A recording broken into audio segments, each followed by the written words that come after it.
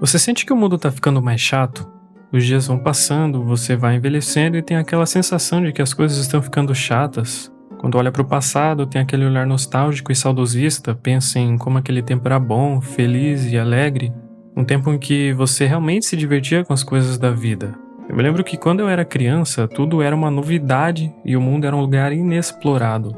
Sensações, sentimentos, coisas pequenas eram um grande evento na minha vida. Tarefas que com a vida adulta se tornam rotina, como ir no mercado ou na panificadora, que são coisas chatas, na infância era descobrir algo novo, fazer aquele trajeto de casa para o mercado e ver as árvores, os pássaros, as casas. Era tudo novidade e eu ia observando cada detalhe. Até mesmo a distância parecia maior. Mas conforme a gente vai crescendo, temos essa sensação de que as coisas estão ficando chatas, sem brilho, ficando sem graça. Mas por que tudo está tão chato?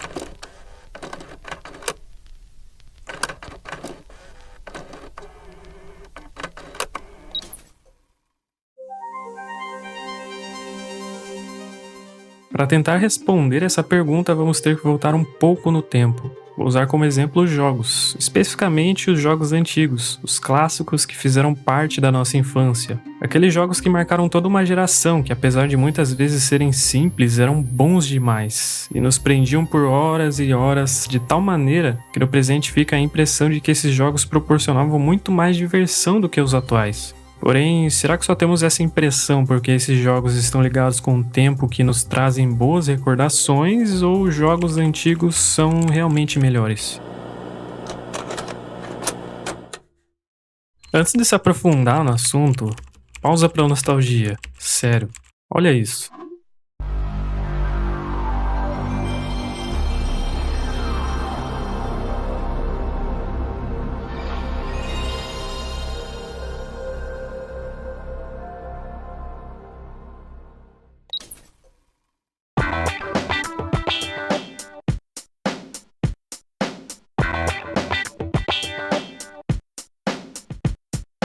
Não tem como eu pensar na minha infância sem falar de alguns jogos que marcaram muito minha vida.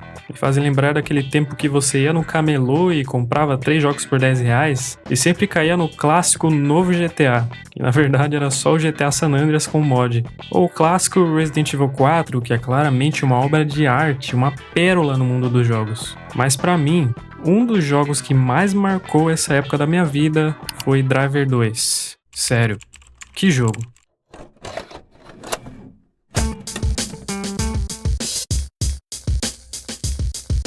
Nesse jogo simples, você é um detetive chamado John Tanner e tem um parceiro chamado Tobias Jones, que estão trabalhando disfarçados para tentar prender um criminoso chamado Pink Lenny. Basicamente, a trama do jogo se desenvolve em cima disso. Tem um cara muito icônico chamado Charles Jericho, que sempre aparece ao longo do jogo te perseguindo, mas no final ele... Bom, não quero dar spoiler, né? Enfim, é uma trama até que simples, não quero me aprofundar na trama do jogo. Posso abordar esse jogo com profundidade em outro vídeo. Comenta aqui se você já jogou Driver 2 e quer que eu faça um vídeo sobre o jogo. Eu me lembro de ir na casa da minha avó, passar as férias da escola e lá tinha um PS1 com qual jogo? Driver 2. Como eu me divertia com esse jogo. Eu jogava na maioria das vezes no modo livre e ficava fugindo da polícia só pra ver o clipe depois da perseguição. Uma coisa tão simples que me prendia por horas e horas. Ficava fazendo desafios com meu irmão e assim ia o dia todo. Você também deve ter histórias parecidas da sua infância.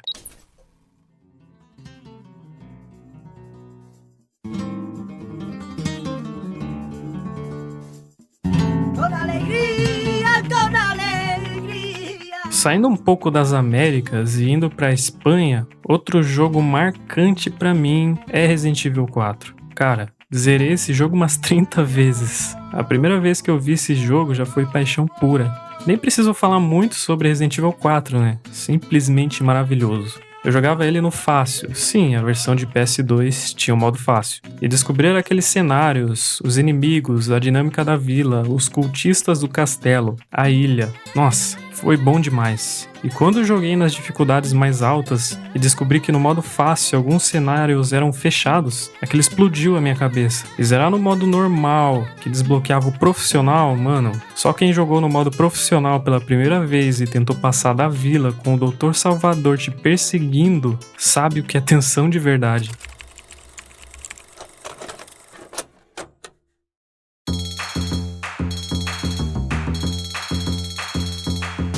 Os anos passam e a puberdade chega. Seu corpo começa a mudar e coisas estranhas acontecem. Pelos por todo o corpo nos homens e limões surgem nas mulheres. Você começa a ficar mais vaidoso, sua personalidade começa a se desenvolver e sua mentalidade começa aos poucos a mudar. Você começa a ficar mais exigente e seu cérebro já não está mais tão apto a observar os detalhes, as coisas simples. É um processo natural. É como se seu cérebro passasse a economizar armazenamento e ignorar coisas rotineiras, coisas que com o tempo, de tanto executar aquilo, você faz no automático. Trazendo isso para os jogos é praticamente a mesma dinâmica. Fica essa sensação de que no passado era mais divertido, mais legal, mais envolvente. Se zerei Resident Evil 4 umas 30 vezes e joguei Driver 2 de tantas maneiras possíveis que descobri sozinho os segredos do jogo, e não só esses jogos, mas vários outros que eu pegava e jogava até o talo, até não ter mais o que fazer no jogo, hoje em dia é zerar o jogo uma vez só e olha lá. É igual escolher um filme ou alguma série para assistir. Você ficar lá passando pelos filmes durante um tempão e acaba que no fim nem escolhe nada. Parece que nada chama a nossa atenção mais. E fica esse questionamento. O mundo está ficando chato ou você está ficando chato?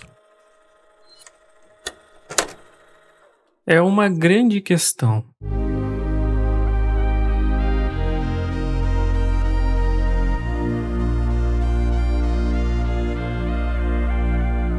Eu fiz um vídeo abordando o porquê a nossa geração tá tão problemática e nesse vídeo abordei um dos maiores problemas, se não o maior problema, que é a internet. Depois que você ver esse vídeo aqui, assista esse outro vídeo para entender melhor essa questão. O link tá aqui na descrição. Enfim, a internet tem seus benefícios e malefícios. Todos sabemos que ela influencia, até mesmo muda vidas, seja para melhor ou para pior. Mas tem uma coisa que ela faz muito bem, que é moldar pessoas, ditar padrões, comportamentos, pensamentos e por aí vai. Lembra quando você queria fazer algo que todo mundo estava fazendo e sua mãe não deixava e ainda soltava aquela clássica frase, você não é todo mundo?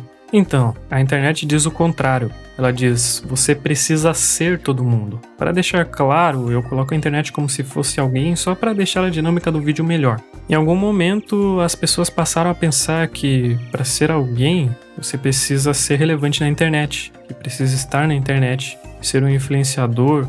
Começaram a confundir as coisas e passaram a entender que para fazer sucesso, para alcançar o sucesso, você tem que fazer o que todo mundo está fazendo. Ser uma cópia de um grande youtuber que fez sucesso, ou tiktoker, instagramer e sei lá o que. Aí surge essa onda de canais ou pessoas que fazem exatamente o que o influenciador X faz. Não estou dizendo que não devemos nos inspirar em algo ou ter algumas referências na vida. Pelo contrário, a gente deve sim ter referências e pessoas que nos inspiram a ser melhores. Mas não devemos ser uma cópia descarada. Temos que passar essas influências pelo filtro das nossas próprias ideias e tirar nossas próprias conclusões sobre determinado assunto. Quantas pessoas escutam sua referência, seu ídolo falando sobre determinado assunto e tomam aquilo como uma verdade inquestionável, sem nem mesmo pensar sobre o assunto? Sem questionar aquilo que muitas vezes foi vomitado para ela. E em cima disso, a gente volta para o nosso questionamento.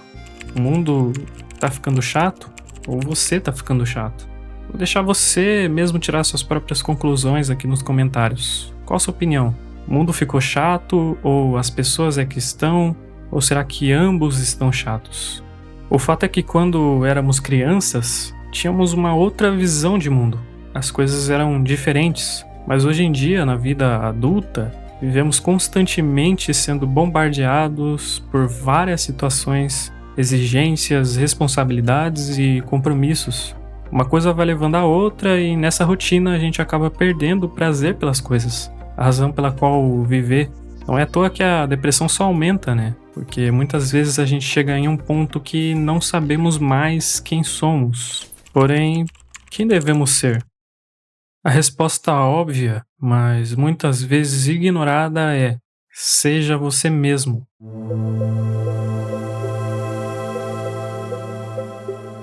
Sim, seja você mesmo. Só que talvez você, assim como eu, passou ou tá passando por um momento que não sabe mais quem você é. E eu quero te perguntar uma coisa: qual foi a última vez que você passou um tempo consigo mesmo? Qual foi a última vez que você se permitiu conhecer a si mesmo? Se inscreva no canal, deixe seu like e até o próximo vídeo.